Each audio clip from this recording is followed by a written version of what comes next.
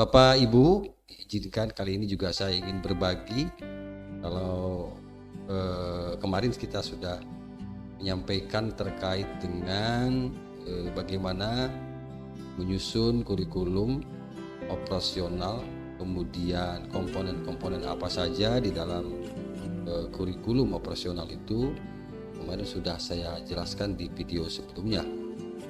Baik Bapak Ibu, kali ini saya akan memberikan gambaran, mudah-mudahan ini bermanfaat ya pada teman-teman guru, terutama dalam mengimplementasikan kurikulum operasionalnya di satuan pendidikan masing-masing.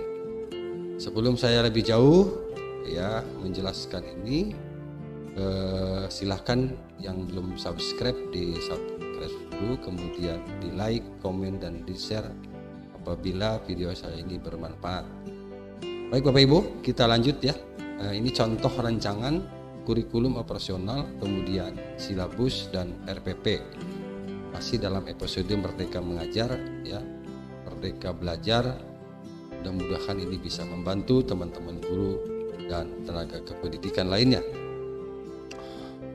Ini contoh rancangan kurikulum operasional ya, kelas 1 misalnya PPKN ya. Nah, ini dilihat Bapak Ibu, di sini ada beberapa komponen ya, yang ada di dalam rancangan kurikulum operasional ini. Di sini ada kelas, kemudian ada elemen, ada capaian pembelajaran CP, ada potensial lokal daerah, ada hasil proyek based ya learning, proyek based learning, kemudian indikator keberhasilan pencapaian. Nah, kira-kira gambarnya seperti ini ya untuk rancangan kurikulum operasional. Ini bisa per kelas 1, 2, 3, 4, 5 sampai kelas 6 untuk SD ya. Kemudian mata pelajarannya bisa PPKN dan seterusnya dengan bidang studi yang lain. Kemudian saya contohkan juga ini rancangan kurikulum operasional kelas 4 ya. Misalnya menyimak ya, di sini untuk elemennya menyimak, kemudian membaca dan memirsa, berbicara dan berpresentasi dan menulis. Nah, kemudian di capaian pembelajarannya ya, capaian pembelajarannya, contoh misalnya ya, menyimak instruksi teks informatif tentang lingkungan. Kemudian membaca dan memirsa itu memahami kosakata baru dengan bantuan ilustrasi atau gambar. Jadi pada saat proses pembelajarnya ada gambar-gambar. Tentu di di bagian berikutnya nanti Bapak Ibu pada saat penjabaran ke RPP itu bisa dituliskan ya, gambarannya ilustrasi atau gambarnya seperti apa.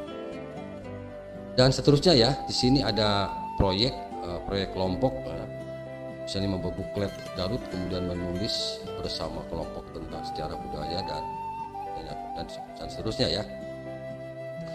Kemudian ini contoh silabus.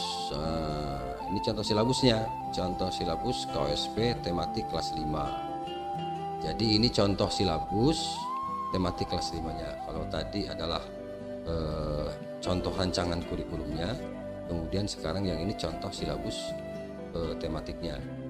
Tematik di sini ini ada beberapa pelajaran. Kalau kita lihat ada bahasa Indonesia dengan PPKN ya, ada PPKN. Kemudian sebelumnya juga ada bahasa Indonesia. Jadi Ibu karena tematik ini berarti menggabungkan beberapa mata pelajaran di dalam satu tema ya. Mata pelajarannya bahasa Indonesia, elemennya sama ya dengan kelas 1 juga sama. Kemudian alur tujuan pembelajarannya, menyimak misalnya peserta didik mampu memaknai puisi dan pantun yang didengar. Nah, kalau menulis misalnya peserta didik mampu menyunting dan merevisi ya faktor-faktor yang lebih kompleks dalam tulisannya sendiri gitu. Terus di sini ada materi, tentu ada teks ya, teks sastra dan lisan pantun. Kemudian kegiatan pembelajarannya ya, mengamati pantun yang disiapkan oleh guru. Jadi diawali dengan guru menampilkan pantun, mengidentifikasi kesesuaian ciri-ciri pantun dan lain-lain. Di sini ada penilaian sikap ya, ada pengetahuan, kemudian ada keterampilan. Jadi ada 3 penilaian di sini, penilaian afektifnya, kemudian kognitifnya, pengetahuan, dan penilaian keterampilan psikomotor. Keterampilannya lebih identik dengan proyek individu gitu ya.